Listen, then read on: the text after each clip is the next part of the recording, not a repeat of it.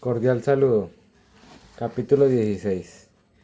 La misma conclusión se desprende de la crítica del concepto cristiano de Dios. Un pueblo que cree en sí tiene también su Dios propio.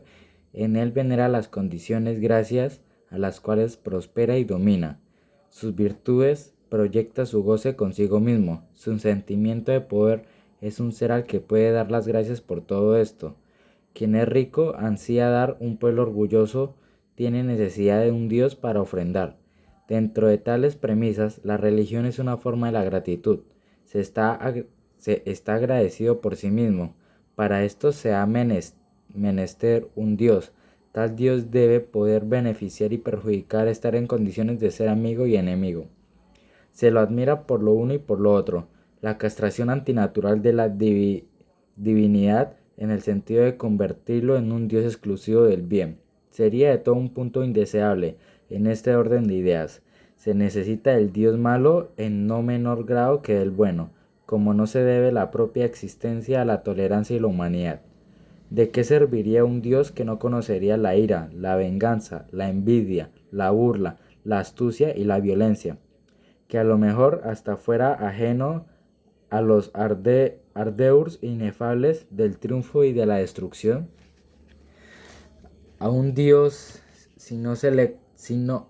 así no se le comprendería, ¿para qué se lo tendría? Claro que si un pueblo se hunde, si se siente desvanecerse para siempre su fe en el porvenir, su esperanza de libertad, si la sumisión entre su conciencia como convivencia primordial y las virtudes de los sometidos como condiciones de existencia, por fuerza cambia también su Dios. Este se vuelve tímido, cobarde, medroso y modesto. Aconseja la paz del alma, la renuncia del odio, la indulgencia y aún el amor.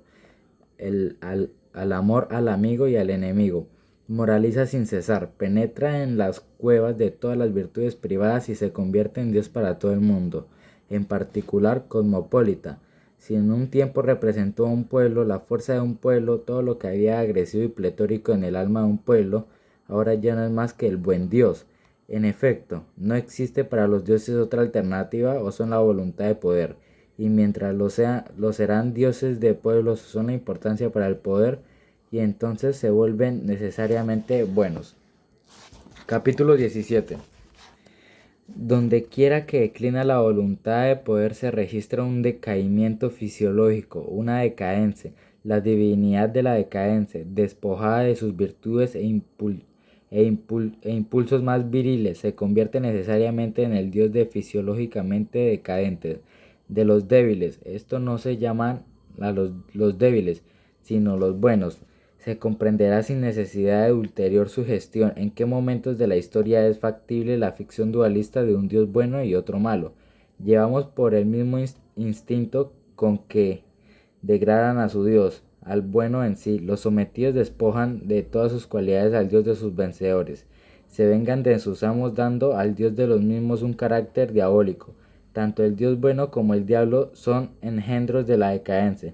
Parece mentira que todavía hoy se sea la ingenuidad de los teólogos cristianos hasta el punto de decretar a la par de ellos que la evolución de la concepción de la divinidad del Dios de Israel, del Dios de un pueblo, al Dios cristiano, al dechado del bien, significa un progreso. Hasta Renan lo hace, como si Renan tuviese derecho a la ingenuidad, pero si es evidentemente todo lo contrario.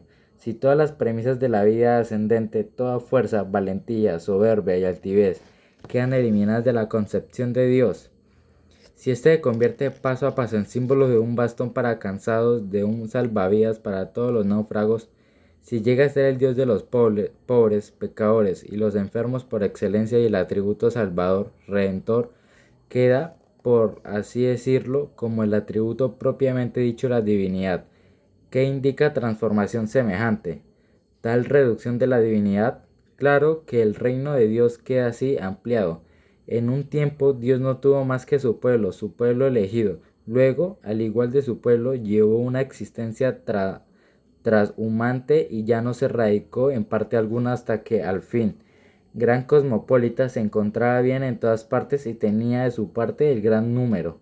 a media humanidad, mas no por ser el Dios del gran número, el demócrata entre los dioses llegó a ser un orgulloso dios pagano.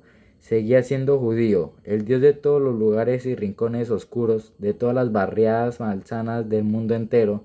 Su imperio es como antes un reino subterráneo, un hospital, un gueto, y él mismo, como es de pálido, de débil, de decadente, hasta los más anémicos de los anémicos, los señores metafísicos, los albinos de los conceptos, han dado cuenta de él.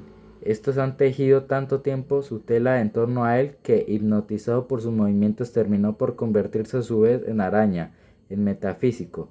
Entonces volvió a extraer de sí, tejiendo el mundo, subespecie Spinozae. Entonces se transfiguró cada vez mayor abstracción y anemia, quedando hecho un ideal, un espíritu puro, absolutum, y cosa en sí. Decadencia de un dios, se convirtió en la cosa en sí.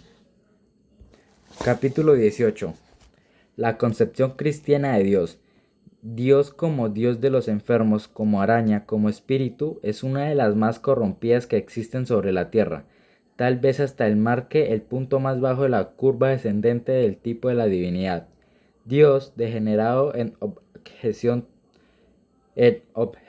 contra la vida, en vez de ser un transfigurador y eterno sí, en Dios declarada la guerra a la vida, a la naturaleza, a la voluntad de vida. Dios, la fórmula para toda detracción de este mundo, para toda mentira del más allá. En Dios, divinizada la nada, santificada la voluntad de alcanzar la nada. Capítulo 19.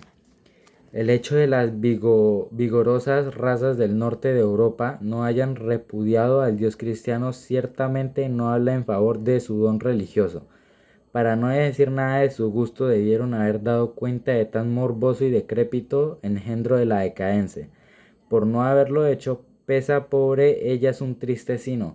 Han absorbido en todos sus instintos la enfermedad, la decrepitud, la contradicción. Desde entonces ya no han creado dioses en casi 2 milenios, ni un solo nuevo dios.